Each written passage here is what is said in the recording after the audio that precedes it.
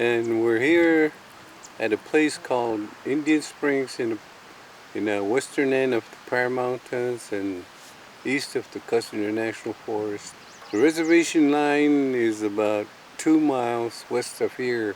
The Sage Creek runs just right below us, and I want to tell some stories about this area. We used to come here and camp a lot when I was a boy. So they talked about the stories that happened here. And one of the stories that I like is that right below the rim rocks here, there used to be a shelter made out of huge boulders that were set up, a three-sided shelter made out of huge rocks.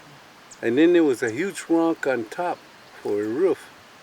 They were supposedly what the people call mountain men, people that trapped and hunted in this area. And I think when the trapping and the hunting stopped, they became rustlers. I don't know how many there were, but there was quite a few of them.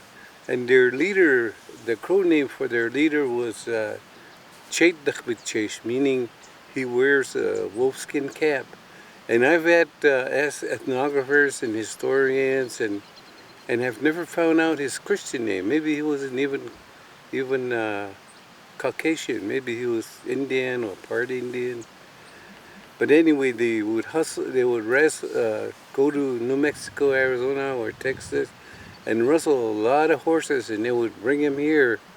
They would bring in this area, and there's a lot of forage here, and a lot of trees that the horses could go in and forage, and there's a lot of water here, and there's a little box canyon just to the east and south of us. So they put those horses in there at night and then let them graze, and they had sentinels up on top of the rims here, and they could see everywhere for a long ways.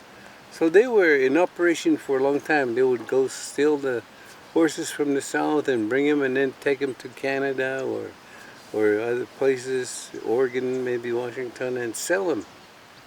So it was a big operation, those rustlers. And they knew this area, so they eluded there were not too many law officers at that time.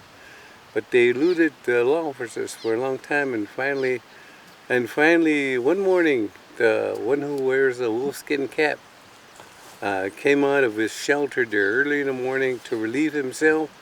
And here a man called Soapy Smith, he was a nefarious character.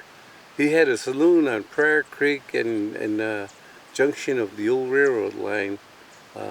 And there were bad things happened there. People would come and then they would disappear. So they suspected him that he had a gang and they were killing people for whatever they had, horses, saddles, But then his saloon went out of business, and so he wandered around here, and some people knew about him probably, and asked him to kill this man here. So late at night, he crawled in from the west side, along probably up on a ridge there, and then when the one who wears a wolfskin cap came out to relieve himself, he shot him in the head and killed him. And then the rest of his gang scattered, and so that was the end of them. But there's a lot of history here, and there is a cave just to the east and north of here, and there's a trail that goes up there.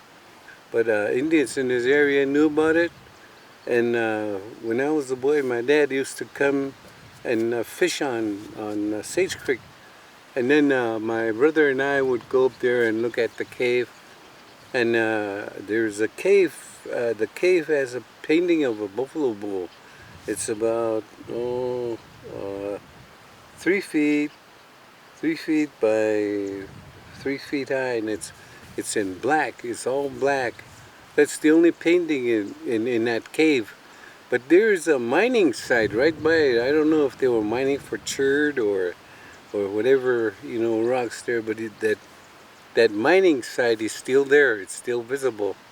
So maybe people came and did some kind of a ceremony and then mined for chert, or probably used it for spears or arrowheads. So those are the stories that, and then another story that happened in 1915. There was a group of ranchers and farmers and sheepmen, but they would graze their animal. They would turn them loose on this side of the reservation, and in the evening they would gather them up and take them back to their ranches. And finally, the Indian Affairs was aware of what happened, and they sent about 12 people here to gather up those livestock that were grazing on our reservation, and they built a corral, and then they put them in there and made them pay to get them back. And then they did again the following year. They made them pay for those livestock. And then when they tried it in 1912, 1913, those ranchers got together and ambushed those herders about a mile north of here, and they killed two of our people. One of them was my Bulltail's brother, my grandfather Bulltail's brother. His name was Other Bull. Other Bull, and the other man that was, I forget the other man's name that was killed. And then a man named Red Star was wounded in the groin. And then they tried to take him to court, but they went to court, but they were released, and nothing ever happened to them. And those are the stories that I want to tell about this place.